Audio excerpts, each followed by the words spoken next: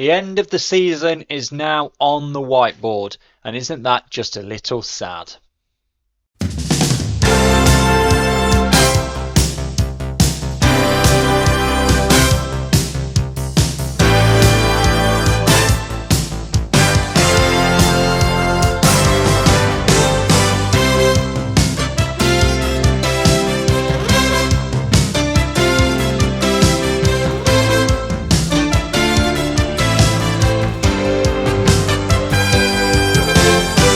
Yes, welcome along to this week's Women's Football Chat, the show dedicated to the FAWNL. My name is Chris Gadsby. I'm here every Thursday at 6 p.m, bringing you the very latest from across the third and fourth tiers of women's football here in England. And there is a lot to talk about this week, so we will be cracking straight on. We've got plenty of pieces of news. It was a somewhat reduced schedule of results to look at, but with teams having 4 or 5 games to go, it really is getting to the exciting point of the year. Now, what we're going to do is go through the news, and then we're going to have a look at one fixture coming up before we go back and have a look at the results. You will see why a little bit later on, but we're going to start with news from Sheffield, and that is that they have agreed to part company with manager Nick Buxton. Sheffield have said that they would like to thank Nick and all his staff for their hard work, and we wish him the best in the future. No news as of yet about any kind of new manager in charge as Sheffield fight against relegation out of Division 1 North. Other news coming out though is that Sheffield FC and the Sheffield Eagles can announce they're a rugby league team, I think, looking at it. So they are jointly submitting a full planning application to Sheffield City Council for a proposed new stadium, which, given that Sheffield FC women have also posted about it, I assume they would play there as well. So that's potentially promising for Sheffield moving forward. Talking of new grounds, let's go to the Northern Premier Division. Halifax women, they have a new ground. They are finishing their season at the Southerns Stadium at Bracken Edge, which is the home of Yorkshire Amateur AFC. They say a huge thanks to everyone associated with the club, including Jake Boyd and Will Bowyer, who have kindly welcomed us and ensured we'll complete our fixture schedule over the next couple of months. You'll remember Halifax, they were switching games around because of a bad pitch at the Claiborne ground. And they also say thank you to the FAWNL for approving the request and for the support given during the move. I'd also like to thank everyone who reached out to support us during a period of uncertainty and can't wait to welcome you to our new home. The address, Roxholm Road in Leeds, LS7 4JG. So now it does look as though Halifax will have no problem completing the season and fighting in that bottom half of the Northern Premier Division. Then we move through to another promotion coming into the FAWNL for next season, as Cheadle Town Stingers have won the Northwest Women's Regional League Premier Division. Try and fit in that on a postcard. They are currently with 3 games to go now, 15 points clear of Blackburn Community Women in second. Blackburn Community have 4 games left to play, but cannot catch Cheadle Town. Cheadle Town with a victory this weekend, a convincing one, 9-1 over Bury, means they will be in the Division 1 North next season. 15 wins and 2 losses for their season for Cheadle Town, so a very convincing result and season for them. So they will be, as I said, in Division 1 North. Right, final piece of news, and that is where we will look ahead now to the FAWNL Cup final this weekend between #United and Newcastle United. Saturday afternoon, 2:30 at Kenilworth Road, the home of Luton Town. And the reason we're looking at this now is because of more news that came out a couple of days ago from the FAWNL that they are operating a free shuttle bus service from Harpenden Station to Kenilworth Road on Saturday. Buses will run from 12:30, so 2 hours before kick-off, and will run back to Harpenden Station at full time. Drop-off and pick-up will be on Dunstable Road and Oak Road. Trains from London arrive every half an hour. So they are offering to try and get as many people as possible to Kenilworth Road for what is probably going to be a tremendous final. Newcastle, of course, top of the Northern Premier Division and only a couple of weeks away from getting promotion into the Championship. #United are second in the Southern Premier Division. Looked as though they were going to push Portsmouth all the way, and still can do, but they do need Portsmouth to slip up a couple of times now. So yeah, we'll see what happens with that one. Other piece of not quite such important news just now, but it happens to be on my screen, so I'll go through it for the moment. Championship League standings. It does look more so than ever now that we're going to end up with two Southern-based sides coming down. It is, with 4 games to go, a 4-point gap between the relegation zone and the lowest placed Northern side. And because you've got Watford, who look as though they are coming back down. They're bottom of the table on 12 points. And are 6 points away from safety, but they are 8 points with 5 games to play below the next Northern side. Then Lewis in 11th, they are 2 points away from safety. Reading in 10th are obviously safe at the moment, and they've got a game in hand over Lewis. Then London City Lionesses in 9th, and then Durham in 8th. Now with 4 games to go, there is still, of course, plenty of time, but Lewis are having to win a couple of those games or possibly get a draw as well. Their goal difference is better than Durham's. So, it's not out of the question that Lewis can pull themselves out of the relegation zone, but with the games to play, which I will get up now on my screen so I can have a look at them, it could well be that it's just too difficult for Lewis coming up, as trying to find the information. Yes, so the fixtures coming up for the teams towards the bottom. I mean, Lewis, they've got Birmingham City, who are currently in 4th in the league, and obviously with Lewis only having a few games left to play here, it is going to start getting difficult for them. They've got Birmingham, who are in 5th. They've got Southampton, who are in 3rd. Crystal Palace are in 2nd, and then London City Lionesses, who are in 9th. So that's their 4 games to go. They've got 2nd, 3rd, 5th and 9th. So they'd have to really cause a bit of an upset in order to get enough points to catch up to Durham, which is why I think that Durham will find themselves at least above Lewis. And then if you go to look at Watford's fixtures, they have got 5 games still to play. They've got Crystal Palace, who are in 2nd. They've got Sunderland, who are in 1st.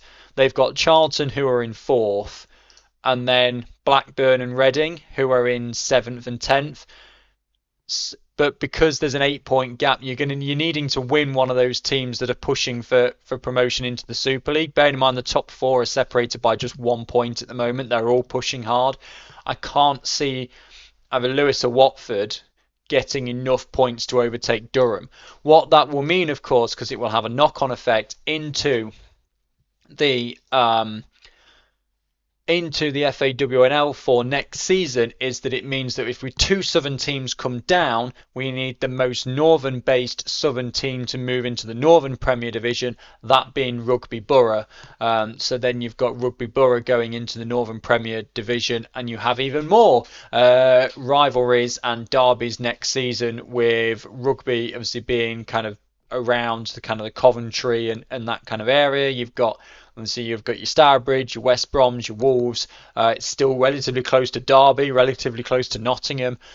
So there'll be a lot of lower travelling and closer games probably in the Northern Premier Division. Let's then have a look then at the results from the Northern Premier Division. One game postponed, Stoke City against Burnley.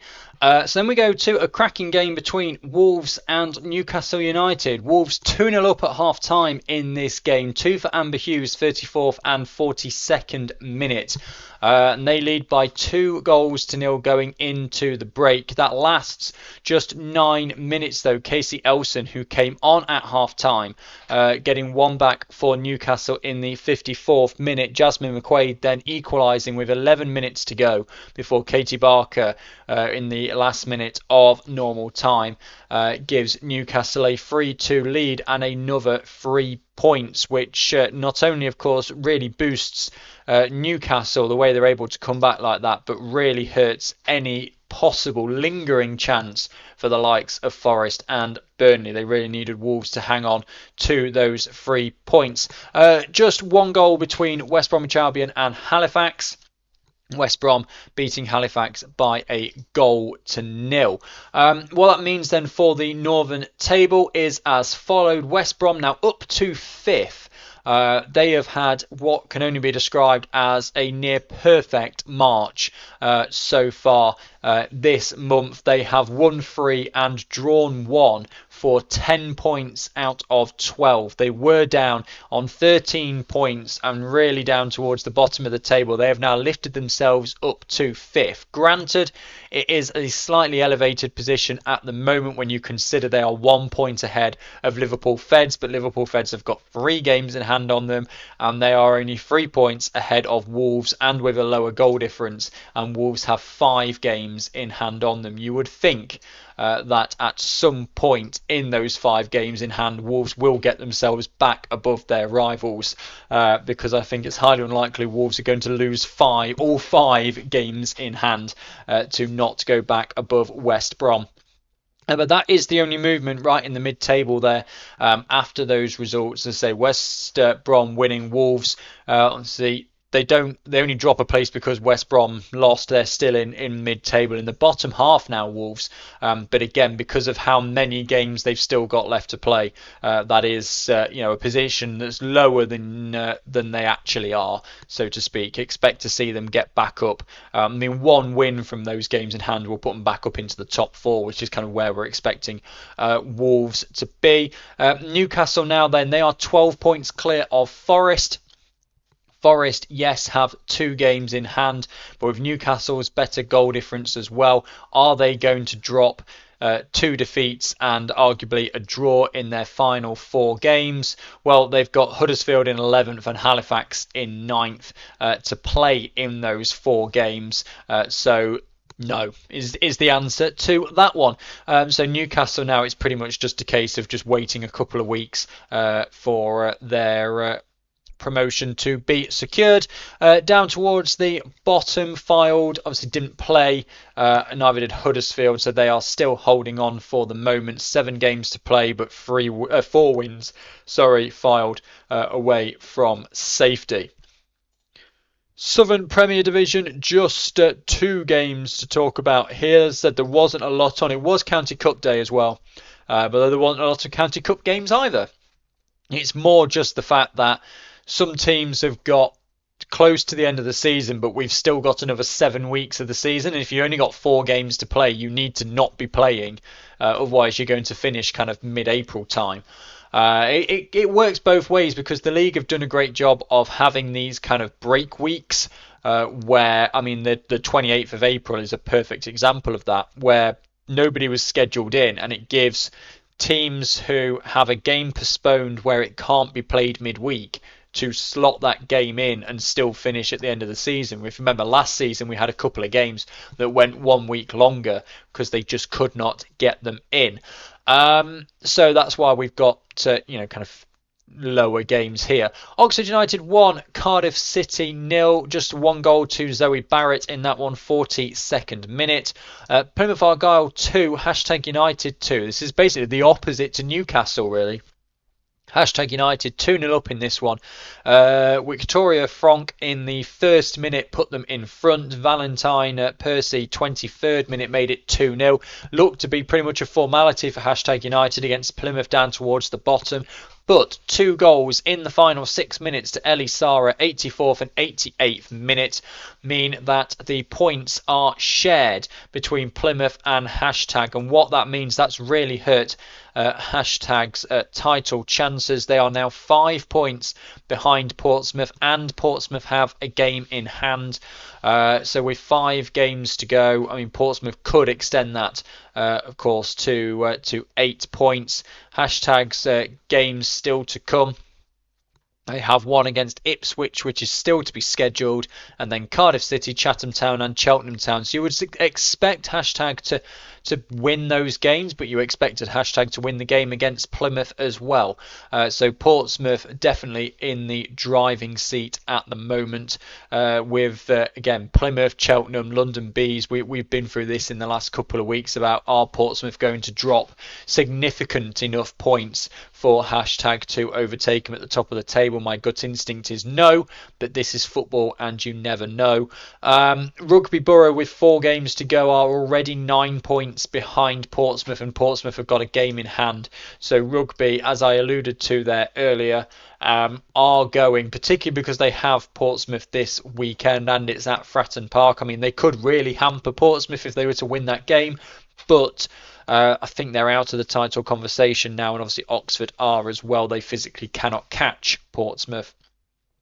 Ipswich, I think, still can. 18 on to 29 is 47. So no, they can't either. So it is realistically Portsmouth and hashtag, but Portsmouth, let's be honest. London Bees, yes, already down into Tier 4. Chatham Town must win all 4 of their remaining games after that point for Plymouth in order to secure survival. The relegation battle might not actually make Sunday afternoon at this rate, because Chatham Town are playing on Saturday. Division 1 Midlands then, 3 games in this one. It's quite a busy weekend in Division 1 Midlands. Northampton Town 1, Lincoln City 1. So goals in this one: Lincoln City 1-0 up at half-time. Lucy Farrow in the 42nd minute. And then an equaliser for Faye Noble in the 79th. Peterborough against Leek Town was postponed. And Sporting Cowser, a 3-0 victory at home to Sheffield. This is the result that has ultimately ended up with Nick Buxton not staying on as Sheffield manager. 2 goals for Isabel Austin Short, 33rd and 43rd minute. Layla Kennelly in the 76th minute with the other goal for Sporting Cowser. And then there was one game on Tuesday night. Northampton Town convincing winners 6-0 away at Solihull Moors. 4 for Jade Bell, 3rd, 23rd, 34th and 79th minute. 1 for Alexandra Dix in the 13th minute. 1 for Paige Ridley in the 90th minute. Meaning Northampton Town, yes, 6-0 winners over Solihull Moors. What that means for the Division 1 Midlands table: Sporting Cowser top with 4 games to go. Loughborough Lightning drop down. They're 1 point behind, but they do have a game in hand. That's the only movement in Division 1 Midlands. Elsewhere, obviously, Northampton Town, 4 points for the week from them, but they were kind of in no man's land, really. They're 7 clear of Sutton Coldfield Town. They're 5 behind Peterborough still. Peterborough with a game in hand. They're kind of just lower upper half of the table, and it just in a bit of no man's land. Sheffield, that was a game in hand they had over Notts County, couldn't take advantage of it with that defeat to Sporting Cowser. They're 5 points then away from safety, but they do have a game in hand. Let's have a look at some of the run-ins then in the Division 1 Midlands. Boldmere St Michael's have got a lot of work to do in order to close that gap. But Peterborough, with 2 games in hand, if they were to win both of those games in hand they've got over Sporting Cowser, they get up to 40 points and are just 1 point behind.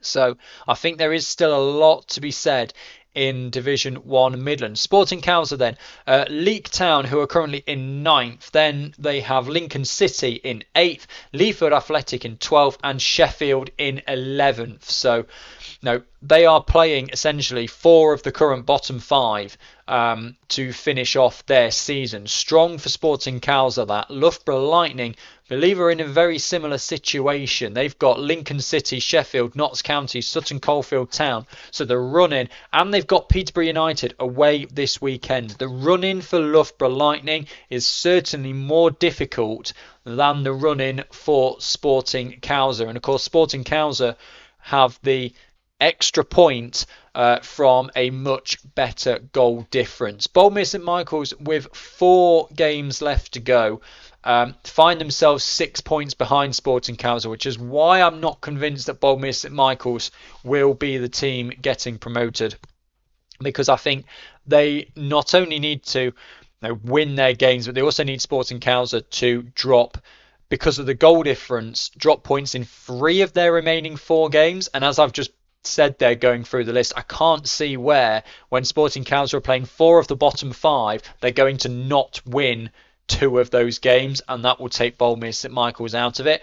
Boldmere St Michael's, Notts County, Sheffield, Solihull Moors and Sutton Coldfield Town, so teams towards the bottom, and then a couple in mid-table. Peterborough, the other one that's still in the conversation, they've got, as I said, Loughborough Lightning this weekend coming up. Solihull Moors in 7th, Lincoln City in 8th, Northampton Town, who are 5th, then Leek Town and Leafield Athletic 9th and 12th. So it's going to be difficult for Peterborough as well, particularly if they lose that game against Loughborough Lightning. I would argue that the best thing for Sporting Cowser is for Peterborough to beat Loughborough Lightning, because Peterborough, even if they win all their games, can't catch Sporting if they win all theirs, and it would hurt Loughborough Lightning.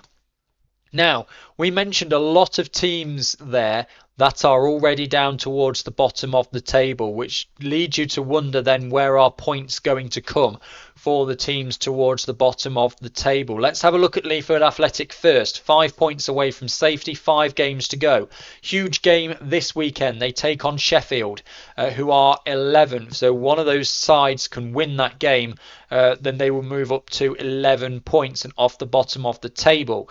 Then they've got Solihull Moors, who are 7th. Northampton Town are 5th. Sporting Cowser and Peterborough. So Leafield Athletic need to get the points done quickly, you feel. Sheffield, with 6 games to go, of course, have Leafield Athletic coming up this weekend. Then they have Northampton Town, who are 5th. Leek Town are 9th. Then Boldmere are 3rd, Loughborough are 2nd, and Sporting Cowser are 1st. As it stands at the moment, Sheffield finished their season playing the top 3 teams, which means really, I would almost argue that this weekend's game against Leafield Athletic is must win for Sheffield for them to stand a chance. Notts County, 5 games to go. They're in a relatively similar situation. They've got Boldmere St Michael's, Loughborough Lightning and Northampton Town in the run-in, but they also have Leek Town and Lincoln City. Both of those games are at home, so opportunity for Notts. Even if they can just get themselves a couple of points, it would really help them out and put a lot of pressure on the current bottom 2. Right, let's go and have a look at the Division 1 North results. I say results in plural because that's what it's named on my screen, but there is just one. Hull City beating Chorley by 5 goals to 0. 2 for Helen Linsky, 7th and 48th minute. 1 for Ellie Tanster in the 52nd minute, and 1 for Rachel Ackroyd in the 88th and the 90th minute. Means a convincing 5-0 victory for Hull City. What that means for the table is, well, Hull City are now in, well, they still are in 3rd, but they're 2 points away from the top of the table and with 3 games in hand. And elsewhere, Chorley, they are remain in ninth. They are still 6 points away from safety. Evidently, my apologies, ignore the up one and down one arrows. They were there from last week's show, and I've evidently not taken them off. But there has been no movement between Stockport County and Leeds United this week because they haven't played a game. So Division 1 North, it feels like I've just raced through it, but there was only one game. It's going to be similar in Division 1 South East, although this was a really important 6-pointer down towards the bottom. Haywards Heath Town losing by 2-0 at home to Cambridge City. Megan Edwards in the 29th minute, Rebecca Stevenson in the 60th has given Cambridge City a 2-0 victory. What that means then for the league table is you can basically ignore all of the top 10 because they didn't play. It was the bottom two, Cambridge City coming out on top. They are now, with a game in hand over AFC Sudbury, just 1 point away from safety, and they've got a better goal difference than Sudbury as well. Haywards Heath Town, with 6 games to go, find themselves 2 wins away from safety. They have coming up AFC Sudbury this weekend, another big game for Haywards Heath Town, a real 6-pointer, because if they are to win that game, it comes down to a 3-point gap, and Haywards Heath Town will really close up that goal difference. If AFC Sudbury win that game, they can't climb any places, but if they move to 13 points, and then Haywards Heath Town need 3 wins from the last 5 games, and in those 5 games are Worthing, Norwich and Ashford, 3 teams in the top 5 as it stands at the moment, 4 teams in the top 6 if you include Actonians in that as well. You wonder where the points are going to come from for Haywards Heath Town. Cambridge City then 1 point away from safety, 5 games to go, but their running is arguably much more difficult. AFC Wimbledon currently top, Wimbledon currently second, Worthing currently third, and then you've got the 2 games they really need to be targeting, London Seaward and Cambridge United, who are 8th and 7th respectively, but both of those games are away from home. So again, another difficult one for them. AFC Sudbury have just 4 games to go, and we know how important that one is coming up this weekend. But they then have Cheshire United, who are in 9th, Norwich City 2nd, Queen's Park Rangers 4th. So 2 really important games at AFC Sudbury coming up. You feel that will define the season. If they were to lose both of those games, it may still not matter, but it will be a much more nerve-wracking final couple of weeks for Sudbury if they don't get the victory over Haywards Heath Town or in either of those games. Right, Division 1 South West then, just 2 games to talk about, and one of them a very boring 0-0 draw between Keynsham Town and Southampton Women's, but Maidenhead United 0, AFC Bournemouth 3. Bournemouth with goals, 1 early on to Ellie Butler in the 7th minute, 1 to Molly Clark in the 67th, and 1 to Kelsey Bowers in the 77th minute. A 3-0 victory for them. What it means then for the South West table is that the point for Keynsham Town has lifted them above Moneyfields, so they are now in 4th. Bournemouth closed that gap to Exeter to 6 points with 2 games in hand. It is now impossible for Swindon to catch Exeter. So it is definitely just going to be those top 2 if you weren't sure anyway. Keynsham technically still can. They can get to 48 and Exeter are on 46. Moneyfields can get to 50 and Exeter are on 46, but let's be honest, it's not going to happen, and it's not even really worth looking at the run-ins for Exeter and Bournemouth because they face each other on the final day of the season, and that will decide who goes up. I'm almost sure of it. Down towards the bottom then, a point for Southampton Women's has now got them 3 points clear of Torquay United. Chelsea, with 6 games to go, would now need 4 wins and a draw essentially in their final 5 games. They have Exeter and Bournemouth and Moneyfields and Swindon. They have, 4 of the top 5 in their final 6 games. It's just a case, as we've known for a long, long time now, of just waiting for the inevitable. Torquay United then, 5 games to go. They need 4 points from it realistically, because of the goal difference, and the big one is coming up this weekend. Southampton women away. So the top 2, if Southampton women can pull that to 6 points, then that's really going to do them a world of good. But Torquay also have Portishead and also have Maidenhead United, so big games coming up for Torquay. They have 1 game yet to be scheduled, which, if I remember rightly, yes, is against AFC Bournemouth, so probably not worth worrying about that game.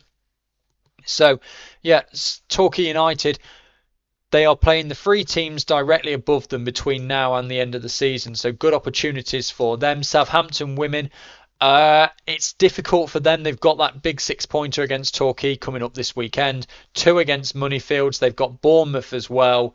They've got Maidenhead United final day of the season. They may be safe by then. They may need to get something. We'll have to wait and see.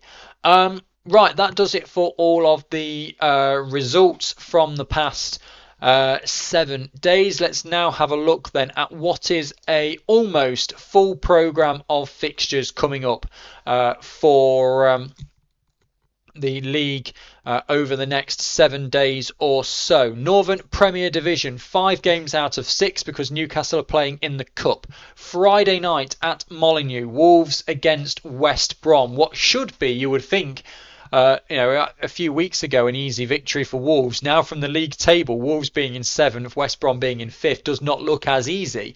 However, I have already spoken about Wolves being lower than they actually are because of the games they've got still to play. Burnley against Stoke is now 3rd against 4th. Burnley absolutely have to win to stand any chance of overthrowing Newcastle. Derby County against Fylde, 8th against 12th. If this goes wrong for Fylde, then they are really going to start struggling. But with Derby in 8th, then it is a good opportunity for Fylde to pick up a point, maybe 3, although they haven't won all season. Halifax 9th against Forest in 2nd. As I said, Forest, this is one of their games in hand over Newcastle. It is must win, even to just very, very slightly keep the pressure on, more just peering around the corner going, we are still here. But I think it is just a formality there as well. And Huddersfield Town in 11th against Liverpool Feds in 6th. Huddersfield Town still with 8 to play this season, so still plenty of time for them. But they are already 9 points behind Stourbridge, albeit with 3 games in hand. Just 5 games to tell you about in the Southern Premier Division as well, because #United are in the Cup final. Ipswich Town against Chatham Town. Portman Road on Saturday. This is why I was saying that the relegation fight might not even get to Sunday afternoon. Chatham Town have to go to Portman Road and win. Have to win in order to stay in the Southern Premier Division for, another week, because Plymouth Argyle are not playing. So yeah, it could all be over come Saturday afternoon in the Southern Premier Division. Cheltenham Town against Billericay Town, 8th against 9th. 2 teams towards the bottom, but 2 teams which are safe. Milton Keynes Dons against Cardiff City, 6th against 7th. 2 mid-table teams there. Oxford United against London Bees, 4th are Oxford. London Bees already relegated. Big game towards the top, Portsmouth against Rugby Borough. This is at Fratton Park as well. And Portsmouth's game in hand over #United. If they don't win this, #United will feel as though they have a chance. If Portsmouth do win this, then they go 8 points clear with 4 games to play. And as I said, then you're needing Portsmouth to not win 2 of the remaining 4 games. And that is just not going to happen. I mean, even if you've got to lose 3 of them realistically, because a win and a draw would still put them further ahead than I think can catch up given the goal difference. So Portsmouth, a win. This is Portsmouth's difficult game as well between now and the end of the season, as we've highlighted. With MK Dons, can be a challenge at Stadium MK, but then Plymouth, Cheltenham and London Bees to finish their season off. You think Portsmouth will find themselves in the Championship and having that South Coast derby against Southampton once again. Division 1 Midlands then, full programme and some really important games as we've alluded to earlier on in the show. Huge one at the bottom, Leafield Athletic against Sheffield. One or both of them are going to be picking up some points, although you feel a draw isn't really suitable for either of them. Both need a win to make up ground on Notts County, because a draw to leave them both on 9 points and still therefore 2 games away from safety, it's just not really going to help them. Both need a win. Notts County probably going to find this weekend difficult against Boldmere St Michael's. Huge game again towards the top, as we mentioned earlier in the show. Peterborough United, Loughborough Lightning. Sporting Council will be hoping for a Peterborough win, in my opinion. A draw would also kind of help.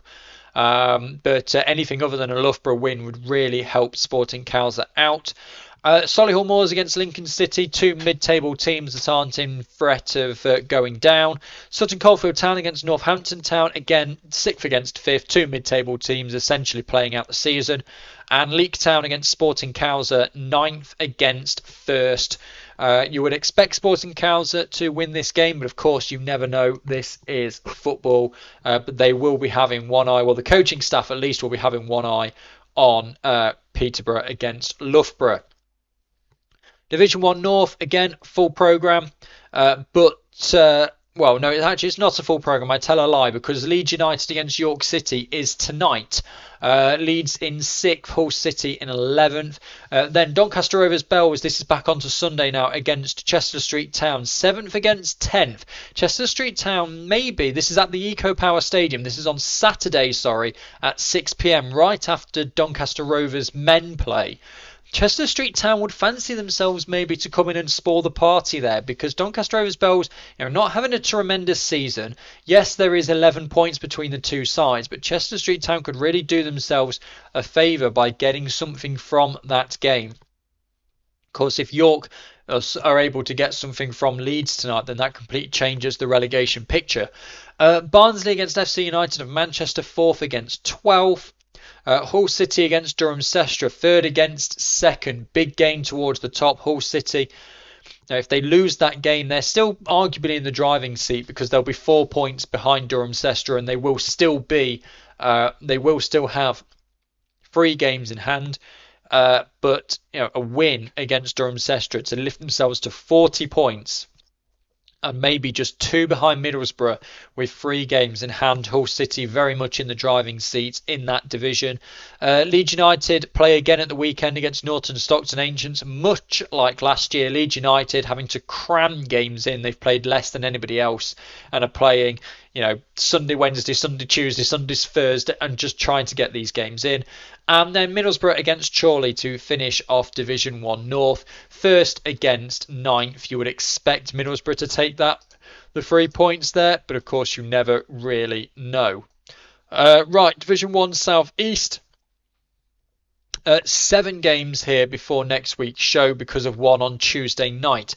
Cambridge City in 11th against AFC Wimbledon, top of the table. Tough one for Cambridge City there. Cambridge United take on Ashford Town. Again, 2 just mid-table teams. We're going to have a lot of this towards the end of the season now. 2 teams that are too far away to mount any sort of title challenge. They're not going to get dragged into a relegation battle. Of course, the prize money there isn't. So it's just a case of finishing out the season and finishing as high as you can. Haywards Heath Town against AFC Sudbury. Another big game towards the bottom at the Home Smart Energy Stadium. Haywards Heath Town in 12th, AFC Sudbury in 10th. Haywards Heath Town really must win that game. That's the difference between going in 3 points away from safety and with a goal difference that is overtakeable, and then at the end of Sunday being 9 points away from safety. 9 points, you feel that's curtains. 3 points makes it very interesting.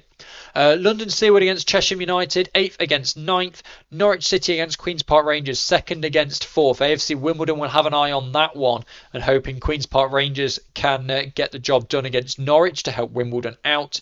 Worthing against Actonians, new location for this one, the Camping World Community Stadium. Worthing in 3rd, Actonians in 6th. And then on Tuesday, Actonians, who are currently in 6th, take on Queen's Park Rangers, who are currently in 4th. Right, Division 1 Southwest, there are 2 games tonight. Chelsea hosting Moneyfields. Chelsea, of course, in 12th as it stands at the moment and bottom of the table. Moneyfields are in 5th. Swindon Town take on Keynsham Town. That's 3rd against 4th. Swindon Town, as I said, cannot catch Exeter. Keynsham can, but they have to win every single game and hope that Exeter lose every single game. So anything other than a win for Keynsham Town means that they cannot catch Exeter. And then at the weekend, Bournemouth take on Keynsham Town, 2nd against 4th currently. Bridgewater United, that's at the Vitality Stadium as well. Bridgewater United against Moneyfields is 7th against 5th. Exeter take on Abingdon, 1st against 6th. Maidenhead against Portishead Town, big important game down towards the bottom. You sense both of those sides are probably safe. Maidenhead, I would say, are, being 8 points clear at the moment. Portishead only 4 points clear. A win would do them a world of good.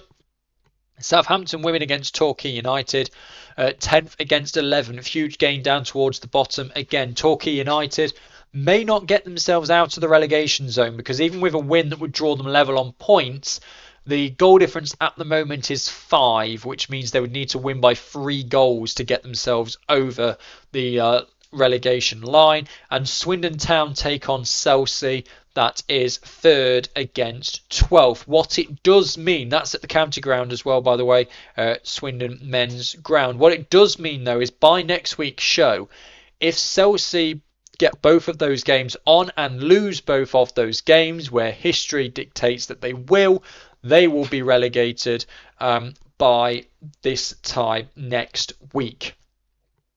So, yeah, we will see what happens with that one. But that will do it for this week's Women's Football Chat. Best of luck to both Newcastle and #United and in the Cup final. And if you're going, have a super time. Next week, the show will be coming out on Wednesday rather than Thursday. Thursday, I am driving 7 hours up to Fife and so cannot record the show. So it will go out on Wednesday. I can't record it on Wednesday for it to go out on Thursday because there are games on Wednesday night. So it will have to go out on Wednesday next week. So look out for it a day earlier than you might expect. But then after that, we're back onto the normal Thursday schedule. Thank you very much for watching and or listening to this week's Women's Football Chat. As I said, if you're going to Kenilworth Road, have a great time and best of luck to Newcastle and #United. I'll be back next Wednesday then at 6 p.m. with all the very latest from the FAWNL as the series nears its conclusion. Goodbye.